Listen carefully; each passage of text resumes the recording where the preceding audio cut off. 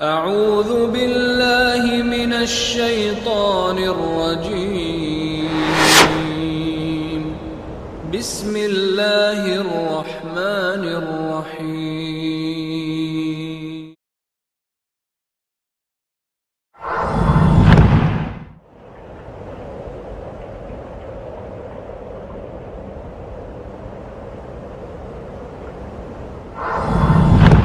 السلام عليكم ورحمة الله وبركاته.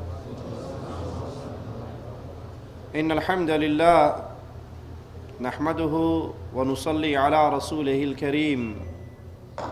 أعوذ بالله من الشيطان الرجيم. بسم الله الرحمن الرحيم. قل هو الله أحد الله الصمد لم يلد ولم يولد ولم يكن له كفوا أحد. اللہ مالک کی بہت ساری نعمتیں ہیں اور اتنی نعمتیں ہیں میرے رب کی کہ کوئی اس کا شمار کرنا چاہے تو نہیں کر سکتا. اور ان میں ایک بہت بڑی نعمت امن کی نعمت ہے. اور امن اللہ مالک اہل ایمان کو دیا کرتا ہے. جو ایمان لے آئیں پھر شرک نہ کریں، اولئک لہم الامن وہم مہتدون، یہ اہل ایمان امن کے مستحق ہیں، یہی ہدایت والے ہیں. جس پاک سرزمین پہ ہم بیٹھے ہیں، سعودی عرب کی سرزمین، جو اللہ کے فضل سے، اللہ کے کرم سے، اللہ کی رحمت سے امام محمد بن عبد الوہاب رحمہ اللہ، امام محمد بن سعود رحمہ اللہ نے اس کو شرک کی غلاظتوں سے پاک کیا. اللہ مالک کی توحید کا ڈنکا یہاں پہ گونجا، غیر اللہ کی عبادت کے مراکز کو ختم کیا گیا. اب پورے سعودیہ میں گھوم لیں، اللہ کے فضل سے سر جھکتا ہے تو میرے رب کے گھر میں رب کے سامنے جھکتا ہے. کسی پیر و بابا، شیخ و حضرت و مرشد کی قبر نہیں ہے، نہ قبروں کی پوجا ہے.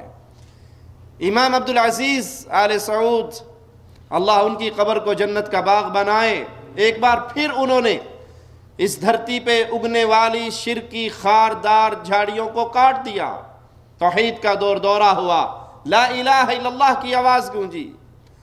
اور جتنا امن اللہ کے فضل سے اس ملک میں ہے، بہت سارے ملکوں میں جانے کا مجھے اتفاق ہوا، ایسے امن کی شمع میں نے کہیں پہ جلتے ہوئے نہیں دیکھی. آپ ریاض سے نکلے مکے پہ جاتے ہوئے، جہاں رات ہوتی ہے ٹرالے بھرے ہوئے ہیں سامان کے، نیند آتی ہے سائڈ پہ گاڑی لگا لیتے ہیں، سو جاتے ہیں. ہمارے ملکوں میں اس کی مثال نہیں ہے. اور اس کا سبب اللہ کے فضل کے بعد اس کا سبب یہ ہے کہ الحمدللہ قبر پرستی کا شرک، اس کا وجود یہاں پہ نہیں ہے. کچھ ظالم اس پیاری سرزمین پہ فتنہ پھیلانے کی کوشش کرنے کی پلاننگ کرتے رہتے ہیں. اللہ سے دعا ہے اللہ اس ملک کے امن کو خراب کرنے کی جو بھی کوشش کرے، اس کوشش کو اسی کی موت بنا کر اس کے گلے میں لٹکا دے.